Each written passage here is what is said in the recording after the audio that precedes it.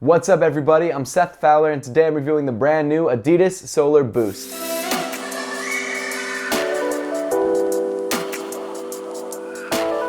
Thanks so much for tuning in today. Make sure to subscribe down below if you haven't yet and want to see more reviews just like this one. Also make sure to give me a follow on Instagram and on Twitter at RealSethFowler. But with all that out of the way, let's get into it. Boost has been one of Adidas's premier running technologies for about the last 5 years, and ever since then it's been extremely popular with both runners, basketball players, and people who just want to wear comfortable sneakers. Some of the more popular silhouettes that feature Boost are the NMDs, the Yeezys, and of course the Ultra Boost. Out of those three examples, the Ultra Boost is the only sneaker that was specifically tailored for runners. However, it became very popular in the mainstream because people just liked the way the shoe looked. Even though the Ultra Boost found extreme mainstream success, it was still designed as a running sneaker, and every year they update the shoe to make it a better runner. But this week, Adidas released a brand new silhouette, the Adidas Solarboost, that definitely shares some visual similarities with the Ultra Boost. So that begs the question, is the Solarboost the next lifestyle hit, or is it just a really great running sneaker? Let's find out.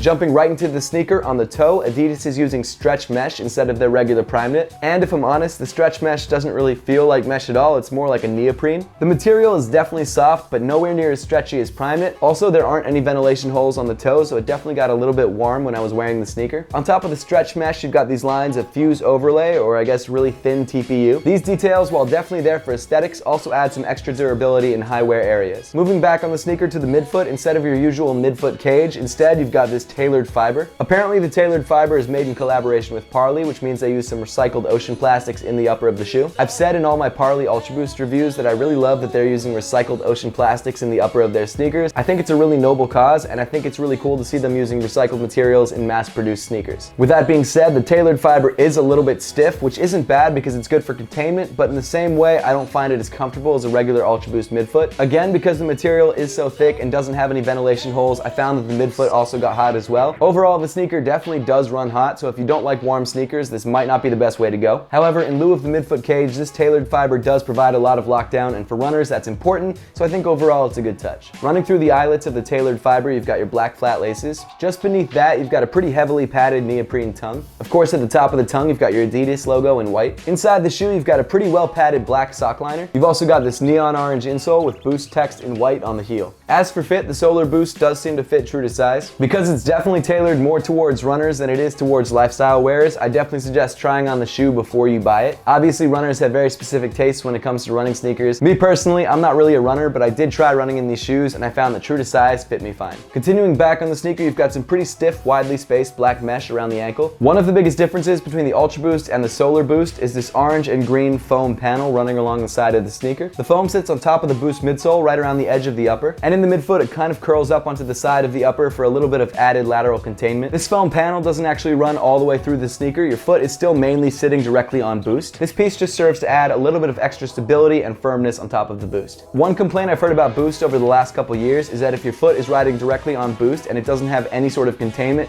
it can feel very mushy and kind of unstable. It's almost as if you're standing on like a really firm jello and you can sort of rock in any direction without any sort of containment. I believe that that's what this foam panel is for, just to make it a more stable ride for runners. Just behind the foam panel, you've got your Tpu Heel Counter in this teal color. Unlike the Ultra Boost, the Solarboost branding isn't raised off the heel counter and is just printed directly onto it in silver. Moving around to the heel of the sneaker, you've got this fabric material with 3M speckles throughout. I think that's a nice touch because on a lot of running sneakers, there's always a hit of 3M on the back, so if you're running at night, people can see you. But rather than adding sort of a boring 3M strip like people normally do, they made it this really nice, subtle 3M texture, which I really like. Moving down the sneaker, you get to everyone's favorite part of a Boost sneaker, the Boost midsole. This midsole is definitely thinner than your regular Ultra Boost, and because of this TPU panel here, it's definitely a lot stiffer as well. It provides some nice cushioning, especially around the heel, and because it's firmer, it's definitely a lot more responsive as well. This midsole is specifically tailored for running and not so much lifestyle. So if you're expecting to try this shoe on and for it to be as comfortable as an Ultra Boost, just not gonna happen. It's in no way uncomfortable, but it's definitely not as soft as what you're probably used to. Finally, moving to the bottom of the sneaker, you've got your black webbed Continental outsole. And of course, in the midfoot of the sneaker, you've got your torsion system, which this time around has two arms running up both sides of the sneaker to reduce twisting when running. Overall, Overall, the Adidas Solarboost is definitely much more of a running shoe than it is a lifestyle shoe. To be fair, from what I've experienced and what I've heard from other runners that I trust, it is a really great running sneaker. This shoe retails for $160, and if it sounds like a running sneaker that's something you want to try, it's definitely worth picking up. For lifestyle though, even though I like the overall silhouette of the shoe, it's just not as comfortable as the Ultra Boost. This colorway isn't really my thing, and it definitely runs hot. Now that we've got the review out of the way, let's throw these guys on feet and see how they look.